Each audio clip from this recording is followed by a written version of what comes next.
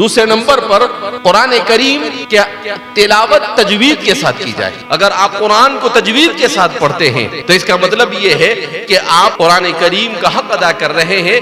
کیوں کہ قرآن کریم خود مطالبہ کرتا ہے، کیا کہتا ہے؟ وَرَتِّلِ الْقُرْآنَ تَرْتِيلًا، کہ قرآن کو ترتیل کے ساتھ پڑھنے کا مطلب یہ ہے کہ قرآن کو تجوید کے ساتھ پڑھو۔ تو اس لیے کہا اس کا دوسرا حق یہ ہے کہ اس کو قرآن کو ایسا پڑھا جائے، اقرأوا القرآن کما انزل، قرآن کو ایسا پڑھو جیسا کہ وہ نازل کیا گیا۔ رسول صلی اللہ علیہ وسلم کے زمانے میں جو قرآن کے ساتھ جتنا تعلق رکھتا تھا، حضور کی نگاہ میں وہ اتنا زیادہ بلند ہوا کرتا تھا۔ جو سب سے زیادہ قرآن کریم کا حافظ ہوتا، حضور اسی کو امیر بنا دیتے تھے۔ اب جب حضور نے پوچھا کہ کس نے کتنا یاد کیا ہے تو حضرت عثمان ابن ابی العاص الثقفی نے کہا کہ مجھے فلاں فلاں فلاں فلاں فلاں صورتیں یاد ہے، تو سب سے زیادہ ان کو یاد تھا۔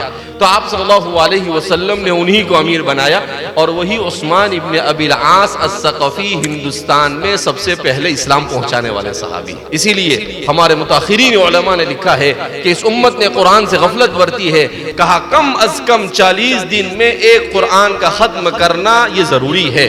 اگر 40 دن میں بھی مسلمان قرآن کریم کو تلاوت کے ساتھ پورا نہیں کرتا ہے تو وہ مسلمان گنہگار ہوگا۔ امت میں ایک بڑا طبقہ ایسا ہے جس کو قرآن پڑھنا ہی نہیں آتا ہے اور ان کو فکر بھی نہیں ہے، لہذا ہمیں ان کے اوپر محنت اور کوشش کرنی چاہیے اور قرآن کریم کی طرف راغب کرنا چاہیے۔